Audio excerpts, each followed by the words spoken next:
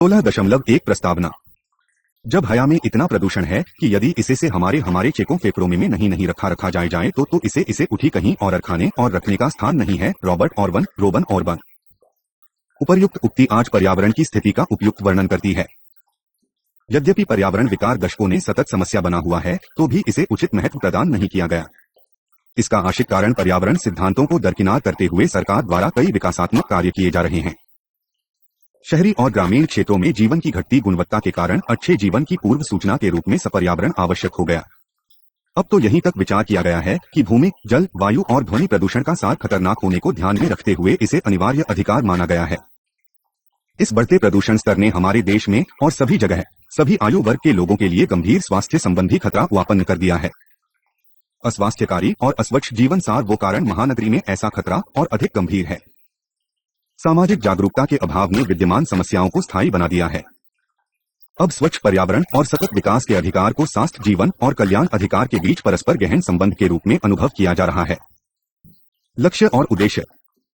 समय व्यतीत होने के बाद स्वच्छ पर्यावरण का अधिकार विकसित हो गया।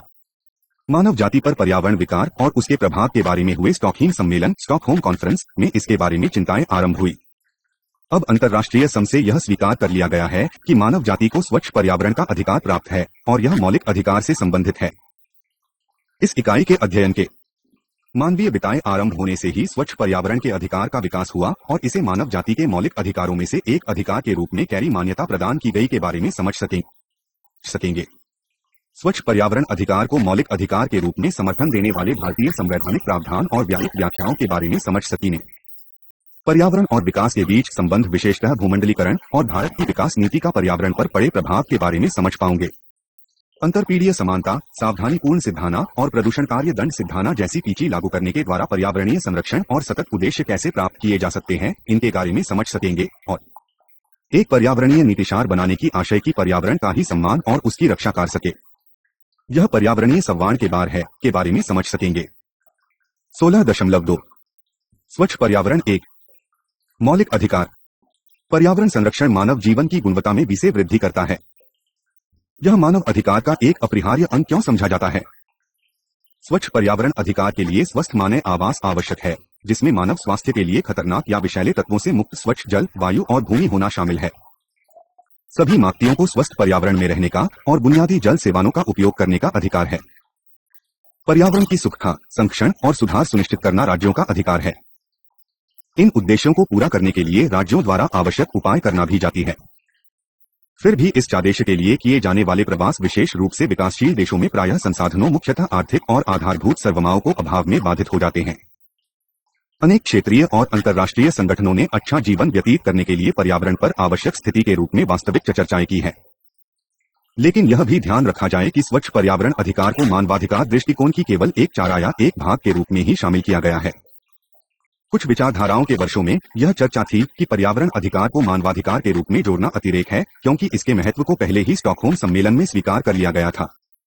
लेकिन कुछ अन्य लोगों का तर्क है कि पर्यावरणीय विषयों पर कानूनी दावे एक स्पष्ट संकेत करते हैं कि एक, ग्रामीण जीवित प्राणी पास पर आश्रित हैं। 2, मानव जाति स्वस्थ जीवन के लिए स्वच्छ पर्यावरण environment for a healthy life पर आधारित है। इस वातावरण को ध्यान में रखते हुए पर्यावरण कानून की मानवाधिकारों में शामिल करने से वैधानिक रूप से सम्मानजनक और सुरक्षित जीवन व्यतीत किया जा सकता है। स्टॉकहोम 1972 में मानव पर्यावरण पर आयोजित संयुक्त राष्ट्र सम्मेलन, United Nations conference on human environment, वह पहला सम्मेलन था जिसमें पर्यावरण रक्षा की आवश्यकता को मान्यता प्रदान की गई। यद्यपि इसने पर्यावरण के मानवाधिकार के रूप में कोई स्पष्ट घोषणा तो नहीं की, किंतु इस विषय पर भातरी घरियाओं और बात का मार्ग प्रशस्त कर दिया। कुछ धाराओं में इसकी चिंताओं का संकेत मिलता है। स्टॉकहोम घोषणा के नियम 1 में वर्णित है कि एक अच्छे पर्यावरण में स्वतंत्रता, समानता और जीवन की पर्याप्त अवस्थाओं का मौलिक अधिकार मानव के लिए संभावित और अच्छे जीवन की अनुमति प्रदान करता है। स्टॉकहोम घोषणा के नियम के अनुसार राज्यों द्वारा पर्यावरण उन तत्वों के प्रदूषण से बचाव करने के लिए कदम उठाना आवश्यक है जो मानव के स्वास्थ्य को प्रभावित करते हैं। इसके लिए क्रमशः कई संधियों, समझौतों और सहमतियों का पालन किया गया, जिनका उद्देश्य कई तरीकों से पर्यावरण की बयां करना था। अंतर्राष्ट्रीय पर्यावरण कानून के संरक्षण में कई प्रयास किए गए, जिनका उद्देश्य पर्यावरण आना, प्राकृतिक वनस्पति और प्राणी जगत, अटल फ्लोरा एंड फौना, सुप्त होने वाली प्रजातियों, एंडेंजर्ड स्पीशीज, जैव विविधता, वन संरक्षण, फॉरेस्ट रिजर्व्स, रेडियोधर्मिता तत्वों से बचाव, protection from radio active substances और प्रदूषण निवारण, नॉइज अबेटमेंट, प्रदूषण नियंत्रण और पर्यावरण स्वच्छता बनाए रखना था। इसने इन मुद्दों से संबंधित नियमों और नियमों का पालन करने के लिए राज्यों के कुछ और नियमों का विनिर्दिष्ट किया कि एस अपने संकल्प 45/94 में संयुक्त राष्ट्र महासभा ने कहा कि सभी व्यक्तियों को अपने स्वास्थ्य और कल्याण के लिए अच्छे पर्यावरण में रहने का अधिकार है। संकल्प में अच्छा और स्वारण्य की पर्यावरण सुनिश्चित करने के लिए प्रयासों को व्यापक बनाने की घोषणा की गई। 1900 दशक के मध्य में रामुक्त राष्ट्र ने मानवाधिकारों और पर्यावरण बीच परमार राज्यों की तीव्रता और बहन को पहवाना। इसका उद्देश्य इस विषय पर कार्य सा विभिन्न संयुक्त राष्ट्र संख्याओं के बीच श्रेष्ठ और परिष्कृत सहयोग स्थापित करना और समन्वय स्थापित करने के लिए तरीके तलाश करना था। संयुक्त राष्ट्र ने मानवाधिकार और स्वच्छ पर्यावरण पर विशेष समन्वयकर्ता special rapporteur on human rights and environment के मंच की स्थापना की, जिसने संगठन रिपोर्ट सेंटिनी रिपोर्ट महत्वपूर्ण रिपोर्ट तैयार की। रिपोर्ट में मानवाधिकारों और पर्यावरण के बीच संबंधों की व्याख्या के लिए सैद्धांतिक, प्रासंगिक और व्यावहारिक संरचना प्रस्तुत की गई।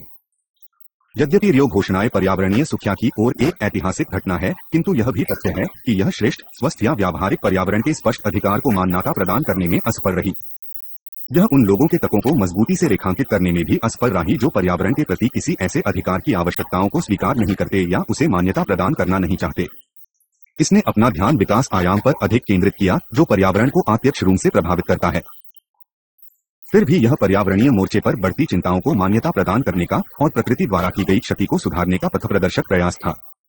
इसके बाद जोहानावर्द रियो 5, रियो +5 और रियो प्लस 10 सम्मेलनों में राष्ट्रों द्वारा इन्हें पूरा करने की आवश्यकता की प्रतिबद्धता को दोहराया गया। नागरिक और राजनीतिक अधिकारी पर अंतर्राष्ट्रीय प्रतीक्षा पत्र International Covenant on Civil and Political Rights और आर्थिक, सामाजिक और सांस्कृतिक अधिकारों के प्रतीक्षा पत्र International Covenant on Economic, Social and Cultural Rights ने पुष्टि की कि प्रत्येक मानव प्राणी को जीने का जन्मसिद्ध अधिकार है और प्रत्येक व्यक्ति को पर्यावरणीय और औद्योगिक स्वच्छता के सभी पक्षी में सुधार के माध्यम से संबलम प्राप्त शारीरिक और मानसिक स्वास्थ्य स्तर में जीने का अधिकार है। आर्थिक, सामाजिक और सांस्कृतिक अधिकारी में स्वस्थ पर्यावरण का अधिकार, श्रेष्ठ कार्यकारी पर्यावरण का अधिकार, श्रेष्ठ जीवन दशाओं का अधिकार और स्वास्थ्य का अधिकार शामिल हैं। ये अधिकार संकेत करते हैं कि सामाजिक आर्थिक विकास, पर्यावरणीय और मानवीय अधिकार सरोकार परस्पर संबद्ध हैं। वर्ष 1901 की मानव और लोक अधिकारों पर अफ्रीकी घोषणा African Charter on Human and Peoples Rights पर संतोषजनक पर्यावरण के प्रति लोगों के अधिकारों को मान्यता प्रदान करने वाली पहली मानवाधिकार संधि थी। मानव और एक अधिकारी पर अफ्रीकी घोषणा के अनुच्छेद 24 में पर्यावरण अधिकार शामिल हैं, जो सामान्यतः विकास को अनुकूल और संतोषजनक होना चाहिए। यूरोप में आर्थिक सहयोग और विकास संगठन Economic Cooperation and Development Organization OECD ने कहा है कि स्वच्छ पर्यावरण अधिकार को मौलिक मानवाधिकारों में से एक माना जाता चाहिए। यूरोपीय संयुक्त राष्ट्र आर्थिक आधिकार United Nations Economic Commission for Europe अनीस ने पर्यावरणीय अधिकारों और यामितियों पर एक घोषणा का मसौदा तैयार किया है, जो इस मौलिक सिद्धांत की पुष्टि करता है कि सामान्य स्वास्थ्य और कल्याण के लिए प्रत्येक व्यक्ति को अर्ध पर्यावरण का अधिकार है। अमेरिकी राज्यों की संगठन ऑर्गेनाइजेशन ऑफ अमेरिकन स्टेट्स संसद तावीर का 1988 पर्यावरण का अधिकार मोटिवती प्रोटोकॉल ऑफ सैन साल्वाडोर जारी किया। भारत में स्वच्छ पर्यावरण के अधिकार का संविधान के भाग 3 मौलिक अधिकारी में कहीं भी प्रायक्ष संदर्भ नहीं है, यद्यपि यह मार्ग 4 राज्य के नीति निर्देशक सिद्धांतों में वर्णित है। लेकिन बाद में न्यायपालिका ने पर्यावरण सुरक्षा अधिनियमों को मौलिक अधिकारों में शामिल करने के लिए कुछ अधिकारी की पुनः व्याख्या करने में महत्वपूर्ण प्रगति की। उदाहरणार्थ कहा गया कि जीवन के अधिकार में कुशल पर्यावरण में रहना, प्रदूषण मुक्त पर्याय में रहना और चाव्य द्वारा संरक्षित पारिस्थितिकी समसे संतुलित पर्यावरण में रहने का अधिकार भी शामिल है। संवैधानिक व संशोधन अधिनियम 1976 अनुच्छेद 48 को शामिल करने के माध्यम से राजनीति के भाग के रूप में पर्यावरणीय सुधार और सुधार को स्पष्ट रूप से शामिल करता है। अनुच्छेद 51 का 7 प्राकृतिक पर्यावरण, जिसमें जंगल, झील, नदियों और जंगली जीवन शामिल है, की सुरक्षा और सुधार का तथा सभी जीवी के प्रति दया माय रखने का वामित्य संज्ञेय नागरिक पर डालता है। संविधान के अनुच्छेद 21 अंतर्गत जीवन का अन्य रूपों में प्रयोग किया गया है। इसमें अन्य बातों के साथ साथ एक प्रजाति के रूप में जीवित रहने का, जीवन की गुणवत्ता कर, ससम्मान जीने कर तथा जीवन मापन का अधिकार शामिल है। सर्वोच्च न्यायालय ने कई अस्पष्ट स्वतंत्रताएं जो अनुच्छेद 21 में निहित थी को मान्यता प्रदान की। इस प्रकार इस दूसरी पद्धति से सर्वोच्च न्यायालय ने पर्यावरण अधिकार को शामिल करने के लिए जीवन वो अधिकार और व्यक्तिगत तंत्र की व्याख्या की। न्यायमूर्ति वाई के समरवाल मानवाधिकार और पर्यावरण human rights and the environment जीवन के अधिकार को जीवन यापन के अधिकार अनुच्छेद 31 राज्य के नीति निर्देशक अधिकार में शामिल किया गया है। यह विस्तार निर्धनों की विस्थापित करने और उनकी जीवन शैलियों को विकृत करने का खतरा उत्पन्न करने वाले पर्यावरणीय प्रभाव के संबंध में सरकारी कार्यों की जांच कर सकता है। इस प्रकार पर्यावरणीय अधिकारों के संदर्भ में जीवनयापन का अधिकार और जीवन के अधिकार के बीच गहन संबंध वर्षों के अंतराल में स्थापित हो चुका है। 16.3 पर्यावरण और विकास। पर्यावरण और विकास के बीच पर अंतर्संबंध है। विश्व में अधिकतर अर्थव्यवस्थाएं बाजार आधारित अर्थव्यवस्थाएं हैं और इसलिए सार्वभौमिक अर्थव्यवस्था में जुड़े रहने के लिए व्यापक प्रतिष्ठा है। यह अनुचित प्रतिस्पर्धा विकास के नाम पर प्राकृतिक संसाधनों के अत्यधिक उपयोग की तरफ ले जाती है। विकासशील देश सर्वाधिक प्रभावित होते हैं क्योंकि वे प्राकृतिक स्रोतों का अकिफायती उपयोग करने पर विवश हो जाते हैं। विलंबना यह है कि निर्धनता के स्तर मैत्री ही रहते हैं। बुटलैंड आई ब्रंटलैंड कमीशन का तर्क है कि अत्यधिक निर्धनता वाले विश्व में लीग अपनी तात्कालिक आवश्यकताओं की पूर्ति के लिए अनिश्चित ढंग से संसाधनों का उपयोग करने के लिए विवश हो जाते हैं। जीवित रहने के इन चक्रियों का परिणाम अस्वस्थ पर्यावरण होता है। इस प्रकार विकास की कुंजी प्राकृतिक संसाधनों को पोषण करने के साथ लोगों का कल्याण करने में है, जिसे सतत विकास कहा जाता है। भूमंडलीकरण की प्रक्रिया ने सपन प्रतिस्पर्धा का मार्ग प्रशस्त किया है, जिसकी मिश्रित प्रक्रियाएं हैं। भूमंडलीकरण के समर्थकों का है कि भूमंडलीकरण विकास प्रक्रिया की बहुआयामी बुराइयों का एक वास्तविक उपवार राम है, जबकि इसके आलोचक की सभीनिक पूंजीवाद के भनिन सकेक में उसी तेजी से इसकी आलोचना करते हैं। लेकिन इससे सभी सम्मत है कि यह एक घटना है और अधिकतर लोगों का विश्वास है कि इसे रोका नहीं जा सकता। वास्तव में बहुत से लोगों का यह विचार है कि विकास प्रक्रिया के लिए प्राकृतिक पूंजी का उपभोग करने की अपेक्षा उराकी आमदनी को छोड़ने की आवश्यकता है। जेम्स स्पेट का तर्क है कि सतत विकास की प्रक्रिया वास्तविकताओं के संघर्ष की उकन थी। अधिकतर देश व्यापक स्तर पर आर्थिक विस्तार में आगे हैं, जिसे निर्धनता को दूर करने के एक तरीके के रूप में लिया गया है, लेकिन साथ ही पर्यावरण की गुणवत्ता में भी विकार आया है। James Gustave Speth global environmental challenges transitions दूर sustainable global environmental challenges transitions to a sustainable world, Hyderabad Orient लीग में 2004। इससे प्रश्न उत्पन्न होता है कि यदि स्थिति इतनी खराब है तो रियो पृथ्वी सम्मेलन रियो अर्थ समिट 1992 में निर्धारित उद्देश्यों को क्यों लागू नहीं किया गया, जिससे विकास और पर्यावरण को बीच संतुलन सुनिश्चित किया जा सके। भूमंडलीकरण प्रक्रिया के शीर्ष आलोचक मार्टिन खोरी का तर्क है कि विकास उदाहरण को लागू करने का अवसर प्रदान नहीं किया गया क्योंकि भूमंडलीकरण प्रक्रिया के लिए व्यापक समर्थन था। इस पर बाद के भाग में विस्तार से चर्चा की जाएगी।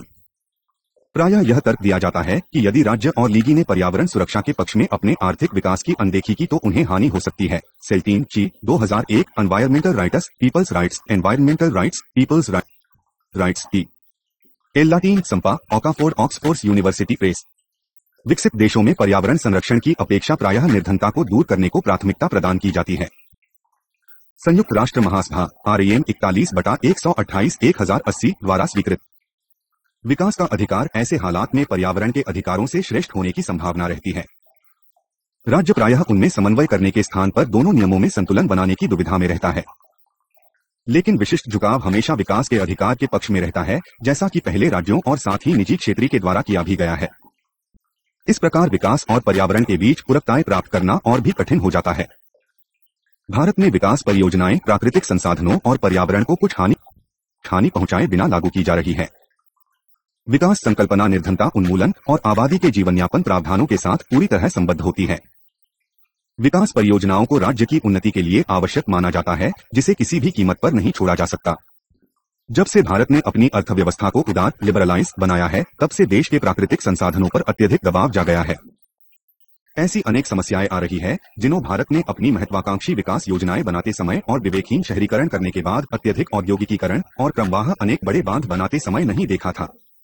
इसके परिणामस्वरूप आज हमने अपने जंगल नष्ट कर दिए हैं। पास विशेला हो गया है, भूमि का तय हो गया है और करोड़ों लोगों को बेघर, साधनहीन और अत्यधिक निर्धन बना दिया है। हमारे 3 शहर विश्व के 15 सर्वाधिक प्रदूषित शहरों में से हैं। हमारे कई पौधे और जीव प्रजाति एक्सटिंक्शन प्राय है। HMPO www.infochungendu.org environmental.jppi भारत के यन सर्वेक्षण के अनुसार लोक सेक्टर 14.2 करोड़ क्लेमर में से भूमि विकृत है और कुल मिलाकर देश की कुल जूनी का 40% लगभग 132 करोड़ हेक्टेयर भूमि अनुत्पादक भूमि है। इस संकट के कुछ मुख्य कारण है बढ़ती आबादी, जंगलों की कटाई और सिंचाई सुविधाओं का अभाव के वन्य गमछारों को नष्ट होने के कारण पूरे देश में सूखा पड़ने से व्यापक रूप से जल दालन हो गया है। जल प्रदूषण की कठिन समस्या है, जिसका कारण औद्योगिक प्रदूषण, शहरीकरण और उपचारहीन जलमल प्रथा है। अनुमान है कि भारत सती जल अचल में प्रणित है। SY 1166 के आर्थिक सर्वेक्षण के अनुसार भारत में दूसरी श्रेणी का 241 नगरी में पानी दूषित पाया कंठा जाता है कि 60% से अधिक उद्योग निर्धारित मानकों से अधिक अपशिष्टों का प्रवाह करते हैं। भारत में विशेष रूप से महानगरी में वायु प्रदूषण अपेक्षाकृत अधिक है। औसतन सस्पेंडेड पार्टिकुलेट मैटर (SPM) के स्तर विश्व स्वास्थ्य संगठन द्वारा निर्धारित सुरक्षित स्तर 150 मिया प्रति घनमीटर की तुलना में 300 मिसा प्रति घनमीटर वो भी अधिक है। वायु प्रदूषण के अन्य स्रोतों में शामिल है नाइट्रोजन, सल्फर, कार्बन और अन्य तत्व जैसे धूल, विषैले और कार्बोनिलिक तत्व। वाहनों का पैया और औद्योगिक गतिविधियों, विशेषतः ऊर्जा, तेल शोधन और पेट्रो रसायन क्षेत्रों के कार्य भी अत्यधिक वायु प्रदूषण पैदा करते हैं। रासायनिक उद्योगों और आणविक उल्लोरायंत्रों की बढ़ती संख्या भी वायु की गुणवत्ता के लिए खतरा है। कहा जाता है कि विभिन्न क्षेत्रों में स्थित आणविक ऊर्जा संयंत्र सर्वाधिक रेडियोधर्मिता सक्रिय संदूषित आंतरिक उद्योगों में से हैं। कीटनाशकों को अत्यधिक उपयोग से कई पक्षी प्रजातियों में कमी आ गई है और मनुष्यों में गंभीर स्वास्थ्य जोखिम और विकृति का कारण बन गया। पर्यावरण विकृति एनवायरमेंटल डिग्रेडेशन के कुछ बड़े कारणों का सारांश निम्नलिखित है। राज्य अभिकरणों द्वारा व्यावसायिक कारणों से संसाधनों का बढ़ता दोहन, अनियंत्रित शहरीकरण और जनसंख्या की बड़ी उपभोग, धीरे औद्योगिकीकरण, व्यापक खनन कार्य में वृद्धि, वन भूमि को व्यावसायिक भवनों बटा उद्योगों बटा अतिक्रमणों में रूपांतरण के लिए सम्मेलन, अपशिष्ट उपचार में अपर्याप्त और अप्रचलित प्रौद्योगिकी, औद्योगिक, आवासीय, व्यावसायिक इमारतों में जल के अत्यधिक उपयोग से भूजल क्षीण होना, प्रदूषण का मुकाबला करने के लिए विनियामक क्षेत्र रेगुलेटरी मैकेनिज्म्स का अभाव, उपर्युक्त के परिप्रेक्ष्य में अंतर्राष्ट्रीय संस्थाओं द्वारा निर्धारित नियमों के विरुद्ध प्रदूषण, पर्यावरण विकृति और जीवन, स्वास्थ्य या जीवनयापन की जोखिम वाले कार्यों से मुक्ति के अधिकार, वायु, भूमि, जल, वनस्पति और प्राणी जगत के संरक्षण, स्वस्थ भोजन और जल तथा सुरक्षित व स्वस्थ कार्य वातावरण के संदर्भ में गंभीर प्रतिवाद है। 16.4 विकसित और विकासशील देश। एक बार थॉमस एडिसन ने कहा था, जब तक मनुष्य घास की नकली पति नहीं बनाता तब तक प्रकृति उसके कथात्मक वैज्ञानिक ज्ञान पर हंस सकती है। वैज्ञानिक और प्रौद्योगिकी विकास ने पूरे विश्व में लोगों की जीवन शैली में व्यापक परिवर्तन किया है। यहाँ तक कि कुछ दशक पूर्व यह अकल्पनीय था कि वैज्ञानिक और प्रौद्योगिकी की तरफ बड़े कदम उठाए रंग की अभूतपूर्व स्तरों तक पहुँच जाएंगे। इससे औद्योगिक स्थानों, विशेषतः विकसित देशों में अत्यधिक वृद्धि हुई। ईश्वर अनुसंधान और विकास सुविधाओं के माध्यम से इन देशों ने विकासशील देशों से अधिक उन्नति की और निर्धनता या बुनियादी जीवन स्तर से संबंधित कष्टों को दूर करने में समर्थ हो गए। उन्होंने ऐसी प्रौद्योगिकी भी विकसित की कि प्रदूषण के दुखनाम पर्यावरण संबंधित समस्याओं का निवारण कर सके। विकासशील देश उनके समकक्ष जगह इस प्रकार की विकृत प्रौद्योगिकी का विकास करने में तो पीछे हैं, लेकिन प्राकृतिक संसाधनों में घनी है, लेकिन अभी उनका दोहन नहीं हुआ है। इस प्रौद्योगिकीय कमी ने भूमंडलीकरण की प्रक्रिया के जुड़ने से इन देशों पर सार्वभौमिक बाजारों में प्रतिस्पर्धा करने का दबाव अत्यधिक बढ़ गया है। बड़े महत्वाकांक्षी रूप से तैयार और कार्यान्वित किए जाने वाले निधो उद्देश्य नवीनीकृत प्रतिबद्धता के साथ में राष्ट्रों द्वारा प्राप्त नहीं किए गए। यह भी ध्यान रखना चाहिए कि लगभग सभी राष्ट्रों के ऊपर सार्वभौमिक अर्थव्यवस्था में अपना स्थान बढ़ाने के लिए गहन तनाव है। जब विकास परियोजनाओं की बात आती है तो सतत विकास के लक्ष्य प्रायः पीछे छूट जाते हैं। इसके अतिरिक्त इन लक्ष्यों को पूरा करने की देशी सरकारों की वचनबद्धता भी बेसनी सी हो जाती है। फिर लक्ष्य प्राप्त करने में सक्षम विकसित देशों की प्रतिबद्धताएं भी उस सीमा तक नहीं है।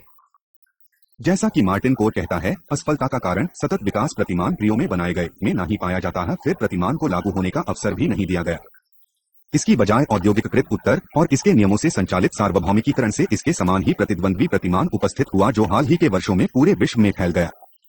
Martin Khor, globalisation, sustainable development, the choices before Rio 10 international review for environmental strategy, राशपढ़ 2, अंक 2, 2001, पृष्ठ 210। उसके अनुसार उत्तर ने न केवल भूमंडलीकरण प्रक्रिया की जोरदार सिफारिश की अपितु विश्व बैंक और विश्व व्यापार संगठन के पक्ष में संयुक्त राष्ट्र को भी कम दर्जा दिया। उत्तर ने इस बात पर भी जोर दिया कि बहुराष्ट्रीय निगमों को मुका बागडोर प्रदान करने के द्वारा इन देशों ने पर्यावरण मानकों को न्यूनतम कर दिया और पृथ्वी सम्मेलन कार्यसूची अर्थ समिट एजेंडा की अनदेखी की। प्रसिद्ध अर्थशास्त्री Jeffrey सैकस, renowned economist Jeffrey socks का भी कमोबेश यही विचार है। जैसा कि वह कहता है कि अमेरिका चाहता है कि विकासशील देश और पर्वतीय साम्यवादी अर्थव्यवस्थाएं अपने दृष्टिकोण के हिसाब से तय करें, जिसमें भूमंडलीकरण निजी पूंजी प्रवाह विभाजित समृद्धि की बाधाओं पर नियंत्रण कर लेगा। इस प्रकार निर्धन देशों के लिए धनी देशों पर और अधिक करने का भार सार्वभौमिक अर्थव्यवस्था की प्रगति का सपना पूरा किया जा सकेगा। इस प्रकार रूस के शांतिपूर्ण निर्माण में सहायता के लिए वास्तविक धन नहीं बेचना पड़ेगा। जेफरी सैकस, global capitalism making it work, the economist, 12 सितंबर 1996, पृष्ठ 23। जेम्स स्पेथ संकेत करता है कि भूमंडलीकरण वो शिक्षकों को पर्यावरणीय विषयों के बारे में ज्यादा कुछ नहीं कहना होता। वास्तव में वे स्थानीय आबादी की तुलना में बहुराष्ट्रीय निगमों को पर्यावरण का बच्चा साफ बताते हुए उनकी भूमिका की चाकभक विचारधारा तक बताते हैं। उन्होंने यह मान लिया है कि सभी प्रकार को व्यवसाय पर्यावरण को विकृत करने वाले होते हैं। उनके लिए पर्यावरण केवल हरियाली से ज्यादा कुछ नहीं है। मॉरिस स्ट्रांग जो पर्यावरणीय कारणों की सिफारिश करता है वह भूमंडलीकरण को औद्योगिक पूंजीवाद के विजेताओं और विजेतों के बीच अंतराल को बढ़ाते हुए अद्वितीय स्तर पर नया धन उत्पन्न करने के रूप उद्भुत करता है। मॉरिस स्ट्रांग गर अनि अर्थ आपकी going where on earth are we going New York टेक्सर 2001 पृष्ठ 20। पर्यावरण पर प्रभाव की चर्चा करते हुए उसका कथन है कि यह निश्चित रूप से विनाशकारी गतिविधियों को बढ़ाता है, संसाधनों का पदार्थीकरण करता है और संसाधनों पर पारंपरिक स्थानीय नियंत्रण लाता है। इसके अतिरिक्त भूमि, जल और वायु का प्रदूषण, वन कटाई, अत्यधिक जनसंख्या, जैव विविधता में कमी तथा वातावरण में विभिन्न रासायनिक तत्वों के उपस्थित होने से अनियमित बरसात तथा भूमंडल तापन ग्लोबल वार्मिंग होने लगता है। भूमंडल साल से जलवायु में परिवर्तन होने लगता है जिसमें बर्फ पिघलने लगती है और इसको न केवल मानव जाति अपितु अन्य जीव प्रजातियों पर भी विपरीत प्रभाव पड़ता है। ऐसी पृष्ठभूमि में विकसित और विकासशील देश पर्यावरणीय परिवर्तनों के साथ कैसे अनुकूलन करते हैं? इस क्षेत्र में हम उनके कार्य निष्पादन को कैसे नापते हैं?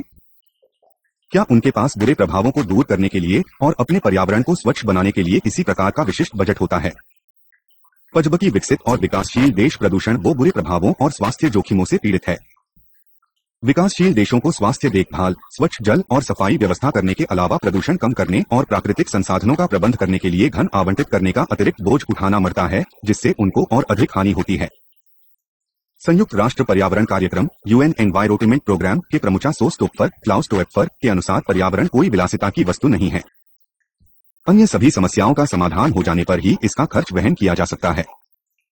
संयुक्त राष्ट्र अध्ययन दल का अनुमान है कि प्रतिदिन $1 से भी कम आमदनी वाली आबादी की संख्या आधी का विश्व लक्ष्य प्राप्त करने के लिए अगले 10 से 15 वर्षों में 60 से 90 अरब डॉलर प्रतिवर्ष निवेश करने की आवश्यकता थी। वर्तमान में 1 अरब से अधिक लोग ऐसे रहते हैं।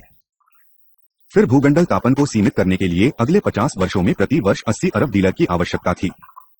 भूमंडल तापन का उद्योगों में जीवाश्म ईंधन जलने से, वाहनों से और ऊर्जा संयंत्रों से निकलने वाली गैसों से गहन संबंध है। उदाहरण के लिए कहा जाता है कि तृतीय विश्व में स्वच्छ जल और सफाई पर एक बार निवेश किया गया $1 स्वास्थ्य देखभाल लागत कम करने से लेकर उच्च कार्य उत्पादकता और विद्यालय में उपस्थिति तक में $14 का लाभ प्रदान कर सकता है। पर्यावरण कार्य अनुपालन तालिका एनवायरमेंटल परफॉर्मेंस इंडेक्स EPT 2000 के विकसित और विकासशील देशों में संबंधित सरकारों द्वारा पर्यावरण सुरक्षा प्रयास और व्यय के बारे में जानकारी प्रदान करती है। यह पर्यावरण की नीति श्रेणियों स्वस्थ वायु गुणवत्ता, जलीय संरक्षण, उत्पादक प्राकृतिक संसाधन, जैव विविधता और प्राकृतिक आवास तथा स्थायी ऊर्जा में निर्धारित 16 विशिष्ट संकेतकों से तुलना करने पर किसी देश के पर्यावरणीय कार्य अनुपालन मूल्यांकन का एक प्रयास है। तालिका में शीर्ष स्थान पर न्यूजीलैंड, स्वीडन, फिनलैंड, चेक गणतंत्र, इंग्लैंड और ऑस्ट्रेलिया है, जिन्होंने 100 के मानदंड में से 85 से अधिक अंक अर्जित किए हैं। अमेरिका का इसी क्रम है, जिसको बाद मलेशिया, ताइवान और बिली है। भारत का कार्य अनुपालन 158वें क्रम पर निराशाजनक था 133 देशों में से, जिसके प्राप्तांक 47.7 थे। एक इकाई के अनुरूप दिए गए विकर्ण इसके कार्यानुपालन की स्पष्ट स्थिति का संकेत करते हैं।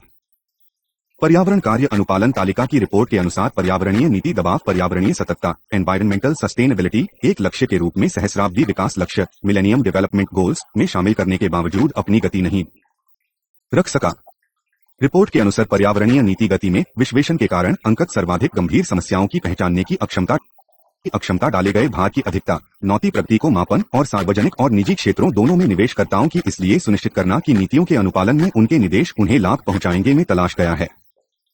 इस प्रकार प्रदूषण नियंत्रण और प्राकृतिक संसाधन प्रबंधन के मुद्दे पृष्ठभूमि को अस्तव्यस्त। इन राष्ट्रों को क्या करना चाहिए?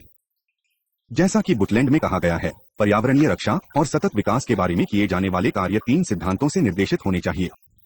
ये है अंतरपीढ़ीय समानता इंटरजेनरेशनल इक्विटी, सावधानी सिद्धांत और प्रदूषणकर्ता भुगतान सिद्धांत। इन सिद्धांतों को विकसित और विकासशील देशों में चन्हे न केवल जिम्मेदार बनाने के लिए अपितु पर्यावरणीय क्षति के मामले में प्रतिपूर्ति को लिए भी लागू किया जाना चाहिए। दूसरे, जलवायु परिवर्तन विज्ञप्तियों के प्रति निःसंकोच प्रतिबद्धता होनी चाहिए, जहां पर राष्ट्रों द्वारा निर्धारित नियमों का पालन करना आवश्यक हो। इसके द्वारा पर्यावरण को होने वाली क्षति को न्यूनतम किया जाए। प्रायः हम देखते हैं कि विकसित देश नियमों का उपहास चढ़ाते हैं और उत्सर्जन स्तरों को सुनिश्चित नहीं करते। इस नियम का खुला उल्लंघन करने वाला देश निश्चित रूप से अमेरिका है, जो प्रदूषण नियंत्रण के प्रति प्रतिबद्ध नहीं है। ईरान ने विश्व के सबसे बड़े प्रदूषणकर्ता की अपनी स्थिति के अनुरूप 2004 में इतिहास में किसी भी समय में अधिक ग्रीन हाउस गैसों का उत्सर्जन किया। भूमंडल तापन में अमेरिकी योगदान की नवीनतम आंकड़े दर्शाते हैं कि जलवायु परिवर्तन पर अंतर्राष्ट्रीय चिंताओं के बावजूद इसके कार्बन उत्सर्जन में तीव्रता से वृद्धि हुई है।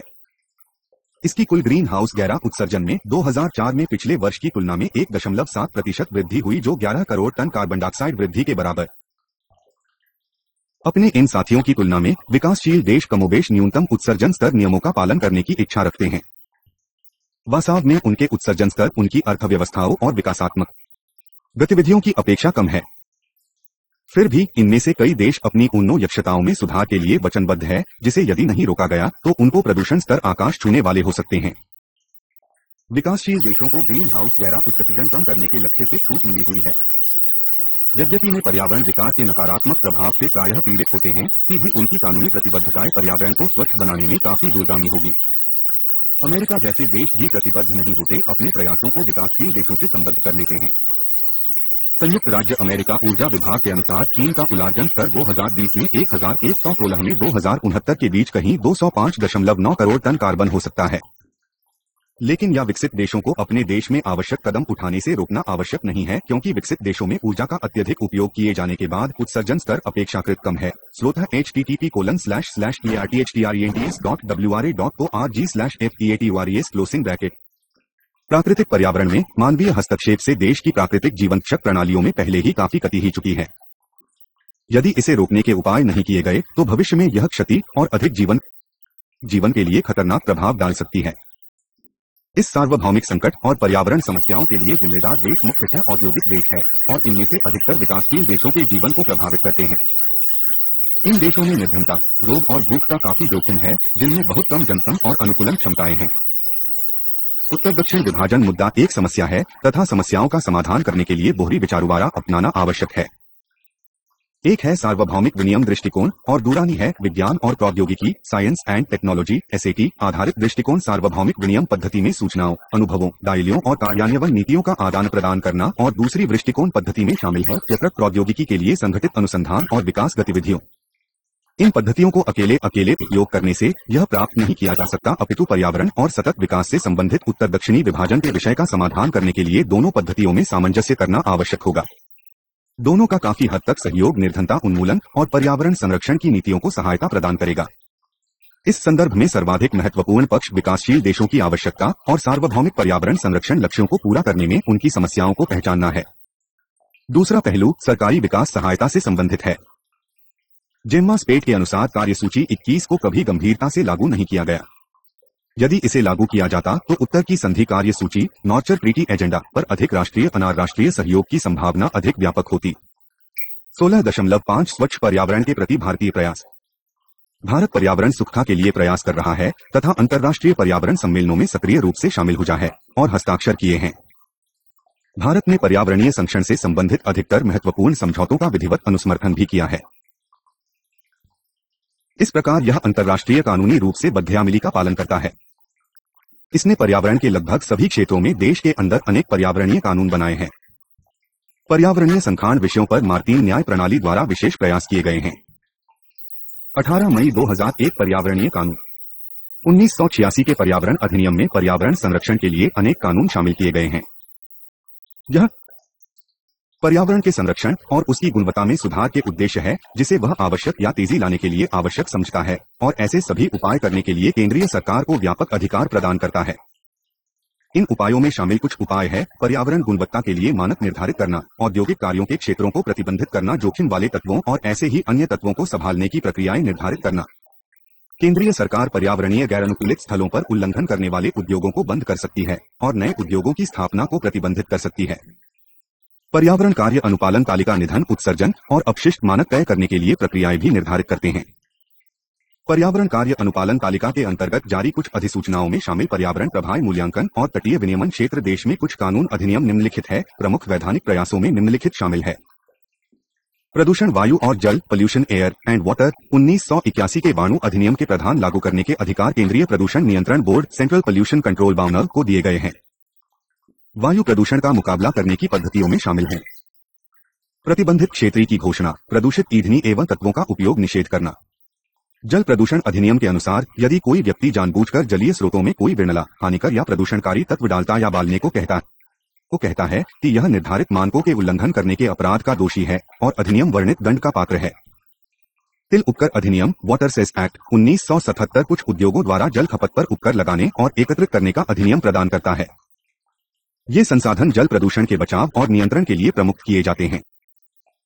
खतरनाक और विषैले पदार्थ हैजर्डस एंड टॉक्सिक सब्सटेंसेस 1989 के खतरनाक अपशिष्ट नियम खतरनाक अपशिष्टों के उत्पादक को ऐसे अपशिष्टों के उपयुक्त रखरखाव और निपटान के लिए जिम्मेदार बनाता है। जैव प्रौद्योगिकी और सूक्ष्म जीवों को महत्वपूर्ण विपरीत प्रभावों से पर्यावरण और मानव स्वास्थ्य को बचाने के उद्देश्यों से संबंधित नियम रोगजनक पशुओं पौधों के कीटनाशकों और जैविक रूप से परिवर्तित जीवों के विनियमन के लिए समितियों का नेटवर्क स्थापित करते हैं। खतरनाक रसायन नियम 1989 खतरनाक रसायनों से संबंधित औद्योगिक गतिविधियों का निरीक्षण करने के लिए एक प्राधिकरण की स्थापना करते हैं। सार्वजनिक देयता बीमा अधिनियम पब्लिक लायबिलिटी इंश्योरेंस एक्ट 1991 में खतरनाक तत्व और बीमा शामिल होने वाली दुर्घटनाओं के मामले आते हैं। वन फॉरेस्ट्स 1927 का भारतीय वन अधिनियम इंडियन फॉरेस्ट एक्ट IFA औपनिवेशिक काल का बना हुआ है जो राजस्वीन्मुखी नीति के बारे में दर्शाता है। यह वन उत्पादों के व्यवसाय को नियंत्रित करता है तथा लकड़ी पर शुल्क लगाने की बात कहता है। यह अधिनियम अधिसूचना द्वारा राज्य को किसी भी भूमि को वन भूमि या बंजर भूमि को संरक्षित वन के रूप में निर्मित करने का अधिकार प्रदान करता है, जिसके द्वारा चसे वन और उसके उत्पादों पर स्वामित्व अधिकार प्राप्त हो जाते हैं। सन 1980 का वन रक्षण अधिनियम फॉरेस्ट कंजर्वेशन एक्ट PCA वनों के पारिस्थितिकी मूल्यों पर अधिक ध्यान केंद्रित करता है। यह वर्णन करता है कि कोई राज्य सरकार या प्राधिकरण केंद्रीय सरकार की अनुमति के बिना वनों को गैरनारक्षित नहीं करेंगे, गैरवनीय उद्देश्यों के लिए वन भूमि का उपयोग नहीं करेंगे, वन भूमि की किसी निजी अमीकरण को पट्टे पर नहीं देंगे और पुनः वन निर्माण के लिए वन भूमि में प्राकृतिक रूप से जगे हुए वृक्षों की कटाई नहीं करेंगे। राज्य सरकार सभी विकल्पों पर विचार करने के बाद और कोई विकल्प व्यवहार्य होने के बाद ही ऐसी अनुमति प्राप्त कर सकती है। वन संरक्षण अधिनियम कार्यमेंद्र सरकार के पास है। वन्य जीव और जैव विविधता वन्य जीव संरक्षण अधिनियम wild life protection act WPA 1972 अनुसूचित पशुओं के शिकार याका और विनिर्दिष्ट वृक्षों की प्रजातियों के संस्थान का अधिकार प्रदान करता है। यह वन्य जीव संरक्षण के लिए राज्य सरकारों तथा केंद्रीय सरकार की पक्षी विहार और राष्ट्रीय उद्यान घोषित करने के अधिकार प्रदान करता है। वन्य जीव संरक्षण अधिनियम अन्य जीवों वो शिकार पशु स्मारक चिन्ह राणा अना संवंचित उत्पाद रखने से मना करता है। इसका उल्लंघन करने पर इस अधिनियम के अंतर्गत दंड का प्रावधान है। The People's जैव विविधता अधिनियम बायोडाइवर्सिटी एक्ट 2002 का उद्देश्य जैव विविधता का राजन प्रदान करना, इसके तत्वों का स्थायी उपयोग करना तथा जैविक संसाधनों और ज्ञान से उत्पन्न लाभों का उपयुक्त और समाप्त विभाजन करना है। इस अधिनियम के प्रावधान लागू करने के लिए यह अधिनियम राष्ट्रीय स्तर पर एक राष्ट्रीय जैव विविधता प्राधिकरण नेशनल बायोडाइवर्सिटी अथॉरिटी, राज्य विज विविधता बोर्ड स्टेट बायोडाइवर्सिटी बोर्ड और स्थानीय शहर पर जैव विविधता प्रबंध सम्मिलिनी बायोडाइवर्सिटी मैनेजमेंट कमिटीज स्थापित करने का अधिकार प्रदान करता है। राष्ट्रीय पर्यावरण नीति नेशनल एनवायरनमेंट पॉलिसी NEP का उद्देश्य विनियामक सुधार करने में तथा कानूनों की समीक्षा और कार्यान्वयन के साथ साथ पर्यावरणीय संरक्षण के कार्यक्रमों और परियोजनाओं को लागू करने में मार्गदर्शन प्रदान करना है। समाज के सभी वर्षों के विचार विमर्श के द्वारा 2 वर्ष के बाद मशीदा नीति को केंद्रीय परिषद ने 2000 में पारित किया। इसमें अंतर्राष्ट्रीय प्रयासों में सकारात्मक सहयोग करने के लिए भारत की प्रतिबद्धता का कपन के जय में वर्णन किया गया है।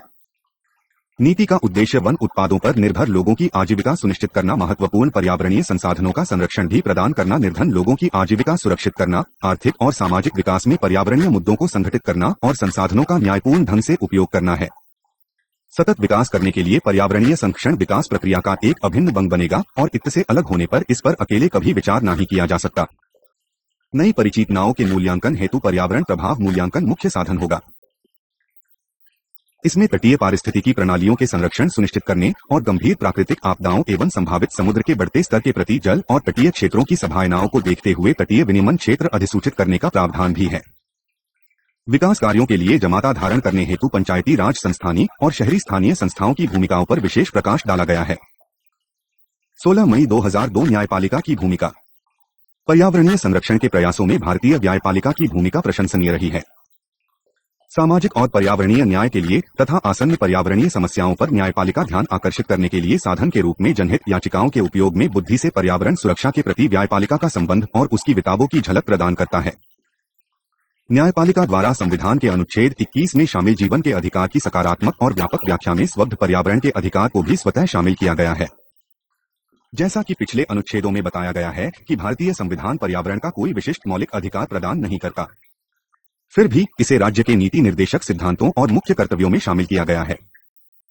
फिर भी इसने बढ़ते पर्यावरण अनुकूलन अवस्थिति एनवायरनमेंट फ्रेंडली स्टांस धारण कर ली है और स्वच्छ पर्यावरण और जीवन का अधिकार के बीच अनिवार्य समन्वय स्थापित हो गया है। विभिन्न मानकों में न्यायपालिका ने इस निर्णय को बनाए रखा है कि श्रेष्ठ जीवन गुणवत्ता की बुनियादी आवश्यकता स्वस्थ पर्यावरण में होने की है। उदाहरण के लिए पांचरण के अधिकार की देहरादून लाइन परिक्षेस देहरादून लाइन क्वारीज केस रूपन लिटिगेशन एंड इनेटम Kendra rural litigation and entitlements Kendra बनाम उत्तर प्रदेश राज्य स्टेट ऑफ उत्तर प्रदेश 1967 में उचित मान्यता प्रदान की गई और श्रीराम गैस रिसाव मामले Shriram gas leak case SC Mehta Bharat 1887 में भी इसे दोहराया गया है। हितों के संतुलन को बनाने के लिए के कुछ महत्वपूर्ण मामले निम्नलिखित द पीपल येस।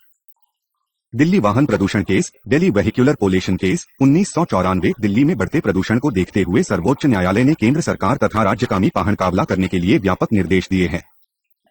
इन सायों में शामिल है पर अनुकर मेओट environment friendly lead free petrol नए वाहनों में कैटालिटिक कन्वर्टर्स लगाना, सभी सरकारी और सार्वजनिक परिवहन वाहनों को संपीड़ित प्राकृतिक gas compressed natural gas CNG में परिवर्तित करना और दिल्ली की सड़कों पर 15 वर्ष से अधिक व्यावसायिक वाहनों का परिचालन बंद करने का प्रावधान है। Why? ताजमहल कैरा ताजमहल केस 1997 या ताजमहल से संबंधित कंस है। ताजमहल विश्व धरोहर स्थलों में से तथा भारत में सर्वाधिक दर्शनीय स्थलों में से एक है। सतम प्रदूषण के कारण और मकबरे की संभावित क्षति को देखते हुए कई जनहित याचिका PIL अदालत में टाली गई। सर्वोच्च न्यायालय ने आदेश दिया कि कोई कोयला आधारित उद्योग ताजमहल के बस के 10,400 वर्ग किमी के क्षेत्र में ताज ट्रपेजियम में कार्य नहीं करेगा। प्रदूषण वाले उद्योगी को स्वच्छ ईंधन में परिवर्तित करने या निश्चित क्षेत्र से बाहर स्थापित करने का निर्देश दिया गया। केंद्र सरकार और राज्य सरकार को ताजमहल के आसपास हरित पट्टी बनाने और डीजल के जनरेटरों को हटाने के लिए निसार विद्युत पूर्ति प्रदान करने का निर्देश दिया। मकबरे के आसपास अतिक्रमण को हटाने का भी निर्देश दिया जो इसके संरक्षण के लिए हानिकारक थे। तरुण भगत सिंह बनाम भारत सरकार तरुण Bhagat Singh versus union of लड़िया याचिकाकर्ता ने जनहित याचिका P के माध्यम से सर्वोच्च न्यायालय का ध्यान दिलाया कि पर्यावरण की सुरक्षा के लिए राजस्थान सरकार को नियम बनाने के लिए अधिकार प्रदान किए गए हैं, लेकिन सरकार असफल रही है और इसके विपरीत वन क्षेत्र में खनन कार्य करते सहने की अनुमति प्रदान कर रखी है। इसके परिणामस्वरूप सर्वोच्च न्यायालय ने संरक्षित क्षेत्र में कोई भी खनन कार्य करने या जारी न रखने का निर्देश जारी किए हैं। पर्यावरण जागरूकता मामा एनवायरमेंटल अवेयरनेस स्केल 1002 सर्वोच्च न्यायालय ने देश में पर्यावरणीय शिक्षा और जागरूकता प्रदान करने के निर्देश जारी किए हैं। इसमें विद्यालय में कक्षा से 12 तक पर्यावरण एक अनिवार्य विषय करने, विश्वविद्यालयों में पर्यावरण को एक विषय के रूप में शामिल करना जैसे उपाय शामिल किए जाएंगे। सिनेमा हाली समल सिनेमाओं आदि वीडियो केंद्रों में पर्यावरण पर स्लाइडें या संदेश दिखाए जाएंगे तथा दूरदर्शन और आकाशवाणी पर पर्यावरण संबंधी कार्यक्रम प्रसारित करना सुनिश्चित किया जाएगा। तब से इस विषय में विभिन्न शिक्षण संस्थाओं में पाठ्यक्रम शामिल करने के पर्याप्त प्रयास किए जा रहे हैं। स्टोन क्रेशर मामला स्टोन क्रशर्स केस 1002 शब्द न्यायालय ने दिल्ली में 200 से अधिक पाथर तोड़ने वाली इकाइयों को बंद कर हरियाणा राज्य में स्टोन शेषन क्षेत्र में स्थानांतरित करने का आदेश दिया। इसका आधार यह था कि वायु जल और भूमि की इतना अधिक प्रदूषित कर पर्यावरण की गुणवत्ता को विकृत करने की अनुमति नहीं दी जा सकती कि उस क्षेत्र में रहने वाले लोगों के स्वास्थ्य को खतरा हो जाए। उपर्युक्त का केस पर्यावरण रक्षण के संदर्भ में न्यायाधीश मध्यस्थता के कुछ सर्वाधिक सफल कंसों में से है। अभी सर्वोच्च न्यायालय को राजधानी दिल्ली शहर के महत्वपूर्ण मामलों में से एक मामले का निर्णय करना है। पर्यावरण संरक्षण के शोधित असफल केलों में से एक केस यमुना सकाई परियोजना का है। दिल्ली की जीवन रेखा यमुना नदी अधिकांश आबादी की प्यास शांति है। वर्तमान में पूरी यमुना नदी तरह अस्वच्छ हो चुकी है। यहां नदी प्रतिदिन अनुपचारित घरेलू जलमन औद्योगिक व्यष्टिकर जिले काली धूल और अन्य रासायनिकों द्वारा प्रदूषित की पहली है। केंद्रीय प्रनियंत्रण बोर्ड के अनुसार यमुना जाल बेगी में आता है जो कंबल पुनः उत्पादन और औद्योगिक रूप से शीतलीकरण के लिए उपयुक्त है। निश्चित रूप से यह वन्य जीवों मछली पालन या प्रतिदिन पेयजल की खपत के लिए ठीक नहीं है। हाल ही के अध्ययन से ज्ञात हुआ है कि उपमार के बाजू नदी जल में अधिक मात्रा में DDT और NCH होते हैं जो दीर्घकाल में स्वास्थ्य के लिए गंभीर खतरा बन जाते हैं। यमुना कार्य योजना के बावजूद असोत नदी को स्वच्छ करने के कई साल के कार्य के बावजूद इसके जाल में कोई उल्लेखनीय परिवर्तन नहीं देखा जा सकता। इसकी समाई में पहले ही काफी निवेश हो चुका है, लेकिन अभी कोई समाधान नहीं निकला। यद्यपि शीर्ष न्यायालय ने इसकी सफाई के बारे में समय समय पर स्पष्टीकरण भेजा है, लेकिन अभी तक कोई प्रगति नहीं हुई है। लेकिन यह असफलता न्यायपालिका की नहीं अपितु सरकारी और नगरपालिका संस्था की अक्षमता का परिणाम है। 16 मई 2003 पर्यावरणीय लागत। पर्यावरणीय प्रबंध की लागतें काफी अधिक होती है और निम्नलिखित तालिका उसके वार्षिक भाग का सारांश प्रदान करती है। खेद की बात है कि इस उद्देश्य के लिए अधिकांश राशि का उपयोग नहीं होता। पर्यावरणीय नीतिशास्त्र एनवायरमेंटल एथिक्स 16.6 विज्ञान और प्रौद्योगिकी में प्रगति के कारण मानव जाति को अनगिनत लाभ हुए हैं और इस लाभ का इसने जीवन सार बनाने में किया है। इसी समय इस वैज्ञानिक ज्ञान ने ऐसी गतिविधियों की जो इतनी रचनात्मक का निर्माणात्मक नहीं श्री भौतिकवाद और उपभोगवाद की यह पश्चिमी संकल्पना सदियों पुराने समाजों में गहराई से समाहित हो गई है। इस लीग और उपभोगवादी समाज का समय प्रभाव संसाधनों का अतिरिक्तपूर्ण शोषण है। इसके साथ प्राकृतिक संसाधनों पर नियंत्रण की छूट उस भार पर पहुंच गई जहां प्रकृति की क्षति की भरपाई अपूरणीय हो गई। इन समस्याओं का मुकाबला करने के लिए स्वच्छ प्रौद्योगिकी और बचाव के कानूनी उपाय निसंदेह प्रभावी है। इसके अतिरिक्त इस विकृति को काफी हद तक बचाने वाला एक और शक्तिशाली घटक पर्यावरणीय नीतिशास्त्र है। पर्यावरणीय नीतिशास्त्र आंतरिक व्यवहार है जी प्रकृति के साथ मानव के व्यवहार को नियंत्रित करती है। पारिस्थितिकी स्थिति को सुधारने के लिए सामान्य स्तर पर कानून बनाए तो जा सकते हैं, लेकिन कानूनों का पालन तभी होता है जब लोगों की मूल्य व्यवस्था से मेल खाते हों। कानूनों को नीतिशास्त्र का समर्थन करने वाला तथा नैतिकताओं को कानून का समर्थन करने वाली होनी चाहिए। कानून को स्पष्ट व्यवस्थित संहितापांक व्यक्ति की समझ में आने वाला होना चाहिए। निखा 1905। इसे औपचारिक अनौपचारिक शिक्षण संस्थाओं तथा संचार माध्यम के द्वारा प्रभावी पर्यावरणीय शिक्षा नीति के माध्यम से व्यवहार में लाया जा सकता है। समाज के विभिन्न वर्गों जैसे महिलाओं, युवा वर्ग और सरोकार रखने वाले नागरिकों की सक्रिय भागीदारी निसंदेह एक अच्छी पर्यावरण व्यवस्था में कारी योगदान करती है। महात्मा गांधी एक प्रकृतिवान की पुष्टि की थी। उन्होंने सिफारिश की थी कि कोसन का उपयोग अपने हिस्सों से अधिक नहीं करना चाहिए तथा उपभोग आवश्यकता पूर्ति के लिए किया जाए कि लाल को बढ़ाना देने के लिए। जैसा संयुक्त राष्ट्र के प्रतिनिधि सफर गजन ने कहा है, मामा की जीवन साख व्यवस्था है। ला स्वस्थ तथा सुरक्षितपण मानवाधिकार है।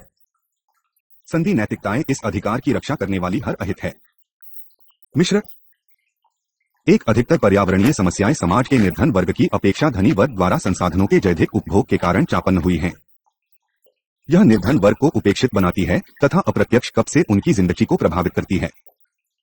वास्तव में तर्क दिया जाता है कि उस निर्धन या ग्रामीण जनता की अपेक्षा धनी वर्ग को पर्यावरणों के बारे में संवेदनशील बनाने की आवश्यकता है, जो पारंपरिक ज्ञान की संखाक है और जापेक्षाकृत प्रकृति के अधिक निकट रहती है। दो, यह विसंगति विकसित और विकासशील तीनों देशों में है, जहां उन्नत पश्चिम आर्थिक और प्रौद्योगिकी दोनों प्रकार से अधिक मात्रा में ऊर्जा और संसाधनों का उपयोग करते हैं। विकासशील देशों के संसाधनों को कम मूल्य में अधिग्रहण करने और उपयोग का व्यापार पद्धति के अभाव में विकासशील देशों के संसाधन क्षीण हो गए हैं। 3, ग्रामीण संसाधनों के प्रबंध की बात आती है कि पुरुष और महिलाओं में काफी अंतर नजर आता है। महिलाएं आरा, ईंधन की लकड़ी तथा जल एकत्रित करने में अत्यधिक परिश्रम करती हैं, जबकि पुरुष सामुदायिक सामान्य संसाधनों के प्रबंध में निर्णायक भूमिका निभाते हैं। इसरो महिलाओं के पास धुएं और अस्वस्थ वातावरण में कार्य करने के अलावा कोई विकल्प नहीं बचता। इससे उनका स्वास्थ्य प्रभावित होता है। स्वस्थ रूम से जाने के बारे में शिक्षा और जागरूकता न मिलने की कथा से उनकी भूमिकाएं और अधिक जटिल हो जाती है। 4, मानव जाति अन्य जीवित प्रजातियों जैसे पादप, जैव विविधता और पशुओं के प्रति कम सम्मान रखती है, जो संतुलित पारिस्थितिकी प्रणाली को बनाए रखने के एकदम विरुद्ध है। इन जीवित प्रजातियों को तेजी से कम करने के लिए निसंदेह गाना जिम्मेदार है। विश्वासपात्र या रक्षक की भूमिका निभाने की अपेक्षा यह स्वयं को ऐसा मालिक समझता है जो अन्य जीवों पर शासकीय नियंत्रण कर सकता है। इस प्रकार पर्यावरणीय नैतिकता के सिद्धांत का महत्व है प्रकृति की संपूर्णता की रक्षा करना और पारंपरिक मूल्यों को बनाए रखना तथा उसका अत्यधिक मूल रूप से सम्मान करना। प्राचीन भारत में सभी जीवों का सम्मान किया जाता था, जैसा कि धार्मिक और पौराणिक शास्त्रों में प्रमाण मिलता है। उदाहरण के लिए तुलसी जैता पौधा धर्म, अनुष्ठान और चिकित्सकीय उद्देश्यों से जुड़ा हुआ था। पीपल का वृक्ष ज्ञान प्राप्त करने के साथ संबद्ध होने से पूजा जाता था। इसी प्रकार पशु प्राणी जैसे कच्छप, मछली, शुकर, सिंह पवित्र अवतारी के रूप में या देवताओं और देवियों के वाहन के रूप में जीवन प्रणालियों के लिए गठन नैतिक मूल्य रखते हैं। मूल्य समाज के मूल में समाग हुए हैं और इस प्रकार प्रकृति और मानव के बीच सौहार्द संबंध था। इनमें से कम कुछ मूल्यों का जीवीकरण प्रकृति का संखान सुनिश्चित करने में काफी सहायक होगा। जैसा कि पहले कहा गया है कि प्रकृति और पर्यावरण को एकमात्र सर्वाधिक चुनौती संसाधनों के शोष से शामिल होने वाले विकास से मिलती है। यही विकास लाखों लोगों के अविकास को सतत बनाने के लिए भी जिम्मेदार है। इसलिए 2 स्तरों पर चिंता बढ़ती जा रही है। यह है प्रकृति के कियंस को रोकने की दुविधा और 2, अविकसिता लोगों की दयनीयता को समाप्त करना। इस प्रकार नैतिक विरोध की 2 बाराएं अर्थात विकास नैतिकता और पर्यावरण नैतिकता हो जाती है। विकास वैदिक का उद्देश्य आर्थिक न्याय की प्रगति करना है, जबकि पर्यावरणिका प्रकृति की और पारिस्थितिकों को बढ़ावा देना है। दूसरी और नामासी विकास का सतत विकास है, जो आदर्श शाखाएं पर्यावरणीय की जिम्मेदारी से संबंधित और सार्वभौमिक माय के लिए संचालन का मिश्रण करती है। अनिवार्य विकास की पारिस्थितिकी की नई आदर्श संकल्पना ज्योतिनिश्रण का अब जीवन, 2, समाज में जीवन की बुनियाद और 3, प्रकृति के प्रति उपयुक्त धारणा। जो प्रकृति की अखंडता पर जोर देते हैं, एक नैतिकता का पालन करते हैं जिसके अधिकतम मूल्य है, एक संसाधनों का संरक्षण और दो जीव प्रजातियों का संरक्षण। बहरहाल जो मानव स्वतंत्रता पर जोर देते हैं वे एक नैतिकता का पालन करते हैं जिसका मुख्य मूल न्याय है, जो निर्धनता पर एक सक्रिय आक्रमण का रूप ले लेता है, जो प्रदूषण का सबसे अधिक खराब रूप है, और निहित संसाधनों को उनकी वास्तविक अवस्था में विकसित करने का दायित्व पर भी जोर दिया जाता है। विकास और पर्यावरण दोनों नैतिक स्थितियों लगभग उपर्युक्त मूल्यों का अनुसरण करती है, फिर भी वे उन्हें अलग अलग क्रम प्रदान करती हैं। जो पर्यावरणीय नैतिकता पर जोर देते हैं वे निर्धनता समाप्त करने को मूल्यों के क्रम में निम्न स्तर प्रदान करते हैं और मानव दुर्दशा को पीएक संरक्षण और पुनः भरपाई से कम मानते हैं। जो विकास नैतिकताओं पर जोर देते हैं ने विकास को उच्चतम प्रदान करते हैं और पर्यावरण संरक्षण एवं लुप्तप्राय प्रजातियों की रक्षा करने से अधिक संसाधनों के आवंटन में न्याय की अनुकूल विजय मानते हैं। फिर भी सभी 5 मूल्यों को नैतिक स्थिति का समान दर्जा दिया जाना चाहिए, क्योंकि निर्धनता के विरुद्ध संघर्ष की व्यापक बनाने वाली दीर्घकालिक समानता के लिए संसाधनों के शोषण में बौद्धिकता आवश्यक है। जिस प्रकार यदि मानव प्रजाति को विकृत निर्धनता या विनाश से खतरा हो तो प्रजातियों के संरक्षण को प्राथमिक लक्ष्य के रूप में दृढ़ता से नहीं अपनाया जा सकता। प्रकृति और स्वतंत्रता दोनों संपूर्ण मूल्य नहीं है। मजबूत आधिकारिक विकास समुदायों की जीवन अपेक्षाओं से उत्पन्न होता है और प्रकृति के लिए यूज सम्मान पारंपरिक समाजों की साधारण जनता में पाया जाता है। ठोस योजना और पारिस्थितिकी की कार्यनीति के लिए परंपरा के लिए सम्मान होना आवश्यक है। पारंपरिक बुद्धि में यह सही समाहित है कि मानव की स्वतंत्रता और मध्यस्थता को प्रकृति का सम्मान वारना चाहिए।